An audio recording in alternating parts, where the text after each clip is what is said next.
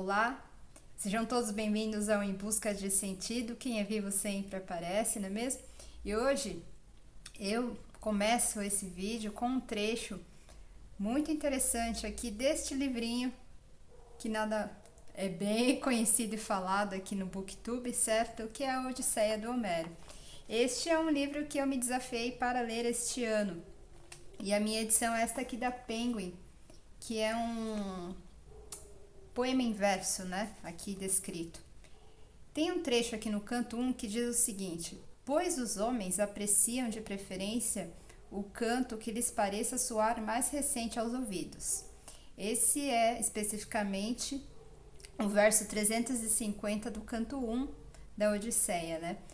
Que foi proferido pela personagem Penélope, a esposa do Odisseu, ou também chamado Ulisses neste livro, nesta edição que eu vos falo. Eu aplico esse pequeno trecho, deixa eu colocar aqui ao lado, aos dias de hoje. Trouxe esse pequeno verso para a minha reles interpretação. Você, como leitor, prefere ler livros que são mais mastigados, ou seja, que tem uma linguagem mais contemporânea, com palavras atuais que você entende? Ou você prefere destrinchar e se desafiar na leitura dos clássicos, daqueles, talvez às vezes ditos livros mais parrudos, e livros ali da formação, que todo leitor, creio eu, deveria ter ali na idade escolar. Pena que o Brasil é diferente, né? Dando uma viajada aí, nós não lemos os livros clássicos universais, né? E a Odisseia deveria ser um desses livros trazidos aqui. E aí eu trouxe uma pequena leitura desse trecho aí. Até perdi agora. Poxa, devia ter marcado no marca-texto, com uma página, né? Para os dias de hoje. Você é um leitor que se desafia a ler livros mais clássicos, ou aqueles que nós tínhamos certa ojeriza, ou seja, certa objeção em ler quando estávamos ali no ensino médio? Por que eu faço essa pergunta e começo esse vídeo com esse pequeno trecho da Odisseia? Porque recentemente eu terminei um livro que talvez, se eu estivesse ali no ensino médio, eu talvez teria desistido. Estou falando nada mais, nada menos do que este livrinho aqui, ó, A Cidade e as Serras. Há muito tempo eu estava querendo ler, eu diria há anos já, porém, por algum motivo eu deixava ele de lado, não o lia. Se eu tivesse lido esse livro aqui no ensino médio, eu acho que a minha experiência de leitura teria sido totalmente diferente, sabe? Este livro foi o último livro escrito por essa, nada mais, nada menos que essa de Queiroz, um autor importantíssimo para o realismo português, que é estudado por nós lá no ensino médio, ou deveria ser estudado lá na literatura portuguesa, naquelas classes em que nós estudamos no ensino médio, né? Este livrinho aqui, ele conta a história de Jacinto e Zé Fernandes em uma amizade, e nessa amizade, Zé Fernandes, que é o narrador principal deste livro que vos falo, ele vai contando a história de seu amigo Jacinto. Ele nasce em berço de ouro. O Jacinto já... Aqui nós temos a data do século XIX, se não me falha a memória. E Jacinto já nasce em berço de ouro. Logo no primeiro parágrafo nos é entregue as suas origens, já com o narrador Zé Fernandes, o seu amigo Zé Fernandes, contando: o meu amigo Jacinto nasceu num palácio, com 109 contos de renda em terras de semeadura, de vinhedo, de cortiça e de olival. Então, no primeiro parágrafo, ele já nos fala que ele nasceu em berço de ouro, que nós chamamos de berço de ouro, né? Nasceu bem nascido. Então, a família do Jacinto, conforme a gente tem aqui, já é uma família que tem posses, mas que essas posses começaram a ser construídas lá no século 14 ou 13, 1200 e alguma coisa, século 13 ou 14. E desde muito cedo ele já usufrui aí das rendas da sua família, que eram lá dessas serras portuguesas, especificamente ali da região de Tormes, né, que existe até hoje. Então o narrador, que é ao mesmo tempo um narrador personagem, que é o Zé Fernandes, vai nos mostrando a vida do Jacinto. Jacinto, que já é aí de uma geração que já nos dias de hoje seria um portador de riquezas, um herdeiro de uma fortuna muito grande, e que nunca teve contato com doenças, nada, tem uma vida tranquila, uma vida mansa, tanto que grande parte da sua história de A Cidade e as Serras, que se passa na cidade de Paris, né, na França, vai mostrar a vida ali dos dois, principalmente do Jacinto, que é descrito ali, como sendo usufruto de várias tecnologias que eles têm disponíveis ali no século XVIII. Tecnologias que permitem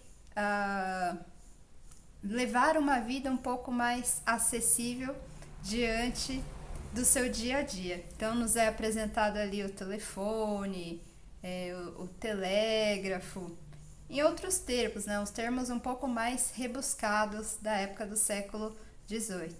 E ele tem acesso a todas essas tecnologias. Então o Jacinto é esse, trazendo para os dias de hoje, não é patricinho que chama, um mauricinho, vivendo tranquilamente na Paris, que era considerada ali a cidade berço de muita cultura, berço da civilização, que essa de Queiroz traz, nomeada neste livro, né? Então, até metade do livro, acredito eu, ele vai descrevendo, essa de Queiroz vai trazendo para nós o dia a dia de Jacinto, que às vezes é um pouco mais monótono, mas para ele faz algum certo sentido. Mostrar essas tecnologias aos amigos que também são ali de uma classe mais alta, né? Fazer festas, comer comidas diferentes e inusitadas, nem sempre muito boas, nem sempre muito apetitosas, mas ter acesso a pratos que ninguém tem, a cardápios diferenciados, servidos por pessoas diferenciadas e tendo acesso a certos tipos de jogos que só aquela classe social tinha. E as conversas também, elas giravam todas em torno ali desse mundinho. Um mundinho às vezes que tinha tal acesso à cultura, a teatro, mas que era restrito a essa classe. Então, o Eça de Queiroz traz muito isso. E vem nos contando toda nessa amorosidade, né? Num linguajar para a época um pouco mais difícil de compreender nos dias de hoje. Então, como eu falei lá no começo do vídeo, talvez se a Érica do passado, do ensino médio, tivesse lido esse livrinho aqui, certamente eu teria parado, teria desistido, né? Requer um pouco aí de persistência. Então vamos até a metade desse livro, contando esse dia a dia em Paris, desses jantares, desses amigos. Então ele entra e conta a história de alguns amigos que às vezes eram viúvas, às vezes eram um psicólogo, eram pessoas ali frequentadas ali da alta sociedade. Só que num dado momento ali da história, o Jacinto recebe uma notícia de uma casa de campo que ele tem em Portugal, de um caseiro, e diz que os ossos do seu avô se perderam numa espécie de enchente, uma coisa assim. O seu avô ali muito fraterno, muito já querido, esses ossos se perderam e ele recebe essa espécie de telegrama e carta e fala lá nesse telegrama: olha, os ossos do seu avô parece que se perderam aqui na enchente, eu tô precisando aí do seu auxílio, o que o senhor pode fazer pela gente? Vem aqui, nós precisamos de ter uma reparação, né? São os ossos do seu avô, não são restos mortais qualquer. Venha nos ajudar, né? Venha resgatar isso. E passa despercebido. Passa despercebido esse telegrama fica jogado ali no meio da casa ali do apartamento 202, que eles assim intitulam esse apartamento em Paris. O narrador personagem, o amigo Zé Fernandes, e fica ali.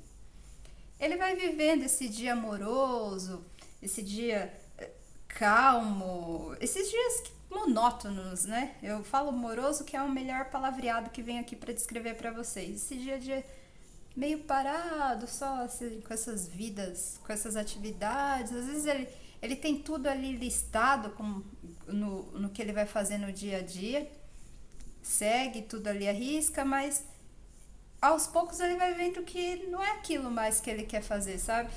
Seguir aquelas regras que ele colocava, aquelas atividades do dia a dia, num dado momento deixa ele meio entristecido, sabe? Ele vê que tudo ter acesso a essas tecnologias, a fazer essas atividades, já não fazem sentido. E ele vai passeando às vezes por parques e vendo aquilo ali, e vendo aquelas pessoas bem vestidas, classudas, sabe? Como é a Paris do século XIX, e vê que não é nada daquilo que ele pensa que a vida dele é. Que ele pensa que faça algum sentido concreto e dentro dele, sabe? E ele é assim muito amante da cidade. Ele gosta muito neste momento da cidade. Porém, passa a deixar de fazer um certo sentido. E aí ele chega um dia e fala para o seu amigo narrador, personagem também, o Zé Fernandes, fala: olha, Zé,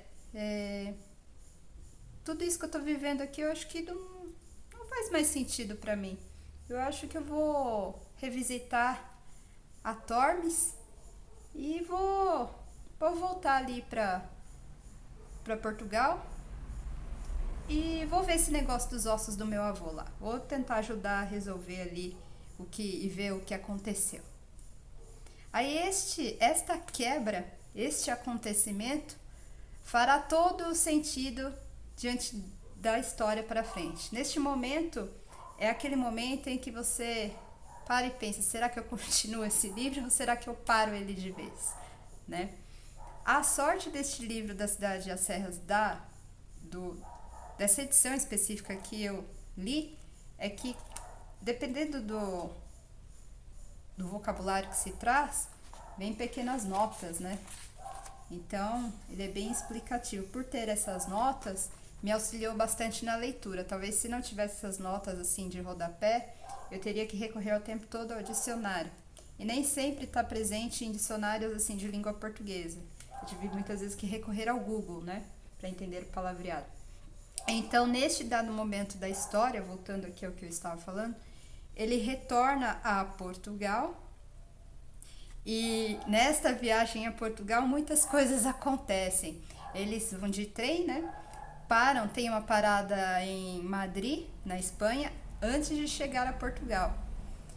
E ele preparou nada mais, nada menos do que aproximadamente mais de 20 malas com coisas. Então ele tinha essa questão também de acúmulo de objetos e coisas que faziam sentido, dentre eles os livros. Ele tinha também uma biblioteca aproximada de 30 mil livros, mas só pegou uma parte desses livros para levar para a mudança. Neste trajeto da mudança na Espanha, as suas malas e tudo mais ali desaparecem. É como se a gente tivesse hoje as nossas bagagens de um avião expedidas em outro país, né? Esqueci, me fugiu o nome agora, quando as suas malas... extraviadas em outro país. E aí se extravia junto com as 20 e poucas malas também o seu criado mais especial, que é um criado que eu acompanho desde sempre. Ele some também, este criado, e depois reaparece. Então, tirando esses percalços da viagem, eles chegam então a Portugal.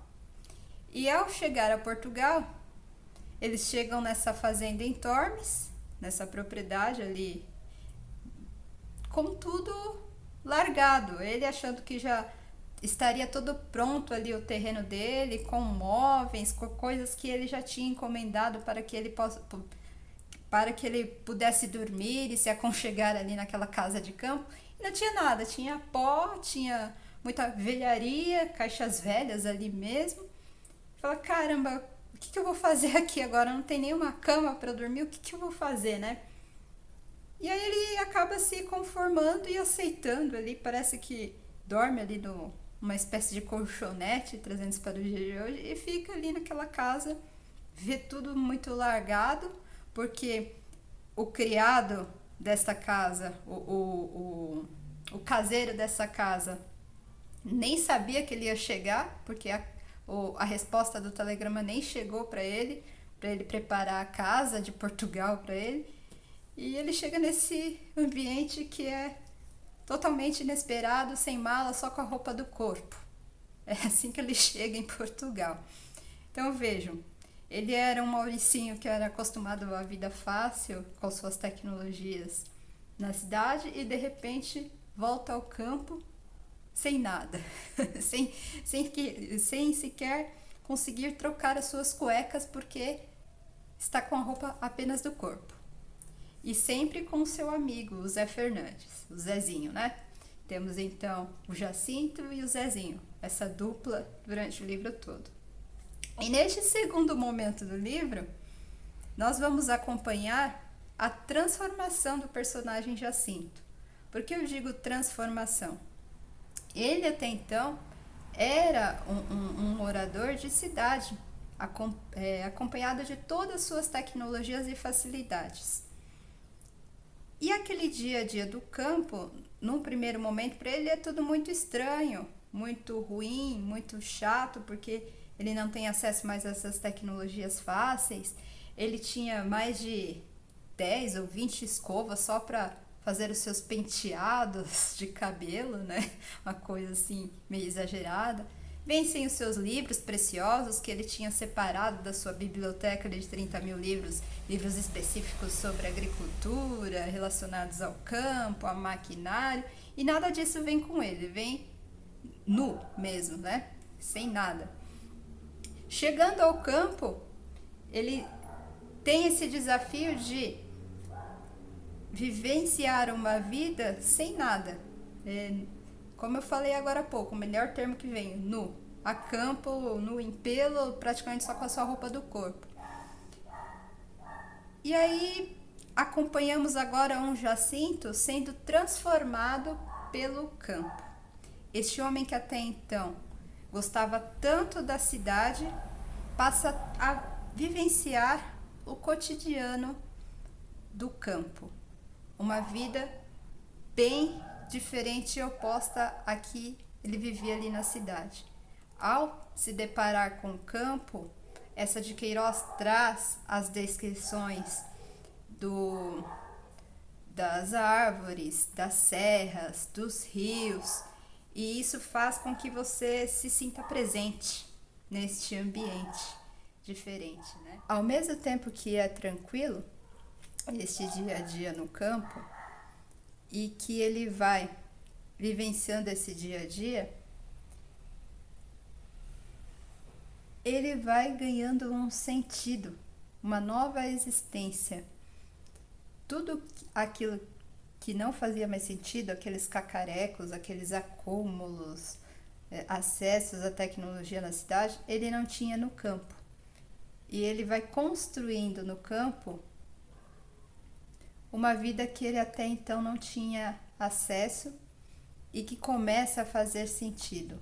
Um movimento oposto, ou seja, ele tinha tudo que ele tinha na civilização, ele não tem mais no campo. E ao mesmo tempo em que há essa transformação de apego em coisas materiais, digamos assim, a objetos, as tecnologias, ele não vai ter no campo, e no campo ele vai encontrar um sentido, vivenciando com caseiro, me lembrou o nome agora, o Melchior, e as pessoas simples do campo, um sentido para a sua vida. Ali nós temos ele tendo contato com o que os ancestrais, né, os antepassados deles tiveram e que formaram a riqueza material e próspera da sua família, né? E o Zé Fernandes vai narrando isto, vai narrando este encontro do personagem principal com a vida rural, a vida no campo ganhando sentido. Toda vez que eu leio um livro, abrindo um parênteses aqui, eu acabo esquecendo do nome dos personagens. Jacinto. Então, Jacinto vai encontrando um sentido para viver essa vida no campo. Então, tem um momento ali do livro, da história, em que ele tem contato com um funcionário, uma espécie de funcionário que está muito adoentado. Uma funcionária, né? Uma senhora já muito adoentada e não se sabe o que ela tem, ela está acamada. E o Melchior fala que ela está doente, esse caseiro dele fala que está doente. E o Jacinto, já compadecido, quer visitar essa pessoa acamada. Não, eu quero saber quem é que está doente aí, eu quero visitar, eu quero conhecer. O Melchior, não, é melhor o senhor não visitar porque a gente não sabe que doença que ela tem. O que aconteceu com ela. Não. E o Jacinto fala, não, eu quero ver assim mesmo. E ele vai visitar e ele dá de encontro a um casebre. Eu acredito que pela descrição ali do Eça de Queiroz deve ser bem empobrecido mesmo, bem de chão batido mesmo. E vai de encontro com essa pobreza, com essa questão de poucos bens materiais. E ele fica tão compadecido que ele se pergunta, não só a ele, mas ao Melchior também, e se pergunta sobre essa questão. Nossa, é só ela que é assim? Ou existem mais pessoas que vivem nessa situação ruim, essa situação empobrecida de pouco acesso às coisas materiais que eu tenho acesso? Aí o Melchior diz, não, existem ela e mais, sei lá, quase 30 famílias que vivem nessa situação que não é tão boa. E ele, muito compadecido, o que ele faz? Ele resolve distribuir parte das suas riquezas a essas famílias e fica aí conhecido como uma espécie de rei ali das serras de Tormes, né? Ao auxiliar todas essas pessoas no campo. Essa cena me chamou muito a atenção, dentre outras, ali nesse livro A Cidade e as Serras. Então, ao final de todas essas histórias, nós temos um personagem principal que é o Baltazar. Não sei porque vem Baltazar agora, não é por causa do Melchior, os que vem, que são nomes mais bíblicos, né? Ao final do livro, o Jacinto, ele é um homem transformado. Ele é um homem diferente, que tinha uma visão antes da vida, né? De acordo aí já com a minha leitura, né? Minha leitura como leitora. Que tinha acesso a todas as tecnologias e não, no seu fundo mesmo, sentia que todos aqueles bens materiais não eram a verdadeira e eterna busca pela felicidade. Ele vai encontrar a felicidade no campo e no final desta história nós temos um Jacinto que se casa, ele que não queria saber de mulheres de jeito nenhum, que se casa com uma prima do seu amigo principal, o seu amigo Zé Fernandes, e que tem 2 filhos. E de lá ele não quer sair, ele quer criar os seus filhos ali em Tormes mesmo, nessa vida um pouco mais simples, com poucos acessos às tecnologias. Ele coloca ali só no final dessa história alguns telefones de contato para o sogro e para o médico e entre o boticário, o que é como se fosse o farmacêutico da região, para que essas outras pessoas ali do vilarejo ali tenham o contato de pessoas importantes para o atendimento, né? O atendimento médico. Então, eu gostei muito, tá? Por isso que eu resolvi fazer esse vídeo resenha, vídeo impressões literárias de um livro que já é muito batido aqui no BookTube, A Cidade e as Serras. Vocês vão encontrar vários vídeos, talvez até melhores que o meu, mas aqui eu trago a minha experiência como leitora, como eu enxerguei essa história. Contei a vocês aí várias coisas que acontecem no livro de acordo com a minha ótica, a minha visão como leitora, e trago aqui o adendo de dizer que não é um livro com palavras fáceis de se entender, é um português que é do século XIX, né? Então é um português diferente e é o português de Portugal, não é um português brasileiro. Então não esperem de Eça de Queiroz fáceis palavras como a contemporaneidade traz nos dias de hoje. É aquele livro que requer do leitor uma paciência. Então você requer essa entrega de você estar aberto a novas experiências literárias, como foi o meu caso. Talvez, como eu estou repetindo aqui novamente, estou sendo prolixa, aquela Érica do passado não tivesse a mesma paciência e entrega de leitura como eu tive agora lendo A Cidade e as Serras, né? E aí tem um outro trecho, deixa eu ver aqui, esse eu não sei se eu marquei.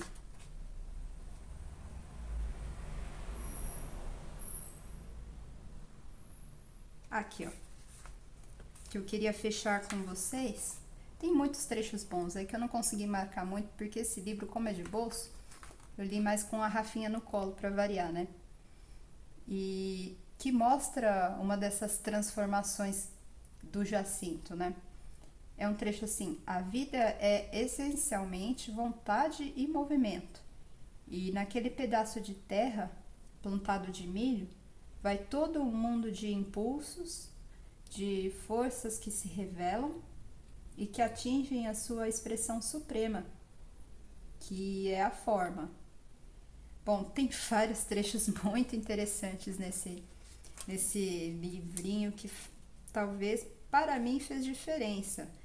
Para a Érica, leitora, fez diferença, porque ele me trouxe um pouco mais de qual é a lição, uma das lições que eu tive, para ter mais paciência e entrega diante das leituras que eu faço como leitora, e que vocês poderiam também se desafiar a ter essa entrega de livros considerados mais classudos, mais clássicos, porque é algo que eu prego muito aqui no Em Busca de Sentido, é justamente isso, é você se desafiar a ler livros diferentes daqueles que sempre são trazidos aqui no BookTube. Porque se você ler as mesmas coisas que todo mundo, você vai pensar sempre as mesmas coisas. E não é possível também que as pessoas leiam os livros dos mesmos jeitos, com as mesmas interpretações, se é que eu me fiz clara aqui. Eu acredito muito numa criação de conteúdo, que existem alguns colegas meus aqui que também defendem isso, diferenciada. Aqueles livros que furam a bolha, em que você tem acesso a livros diferenciados desses que estão no mercado, nessas gôndolas comerciais. Vamos citar aí uma que está forte, mas é que a gente tem no mercado hoje, que é a Livraria Leitura. Ela é uma livraria comercial, uma livraria de shopping, ou seja, a título de curiosidade de vocês, aqueles livros todos que são expostos nas mesas, quando você dá de cara com a livraria, são espaços já pagos pelas distribuidoras ou por vezes editoras, muitas vezes são distribuidoras, e são livros comerciais. São grande parte deles você encontra aqui resenhado no BookTube. Será que tudo aquilo que está ali vai te trazer uma transformação, um conhecimento de mundo diferenciado, sabe? É o que eu muito busco por aqui quando eu venho trazer um livro diferente para vocês. Esse aqui é um caso à parte, né? Ele é um livro mais clássico, que você às vezes estuda lá no ensino médio ou não, um autor já conhecido e consagrado, mas que é um exemplo, né? Nem sempre aquilo ali que está exposto é o que vai fazer diferença a você como leitor. São muitas portas de entrada, ou seja, aqueles livros são. Não significa que não sejam bons, eles podem ser bons, mas talvez às vezes não criem muito esse pensamento crítico no leitor. E além do pensamento crítico, essa questão também de você ter acesso sempre às mesmas coisas. Será que isso é interessante na formação do leitor brasileiro? Não é? Bom, vou ficando por aqui. Já até falei além da conta. Eu espero muito que você tenha gostado. E comenta aqui também se você é esse tipo de leitor que gosta de se desafiar a ler não só livros clássicos, mas também livros um pouco mais considerados difíceis, de autores já consagrados, ou se você prefere mesmo esses livros mais comerciais, tá tudo bem também. Mas eu sempre deixo esse adendo aqui no canal, tá bom? Um abraço e até de repente.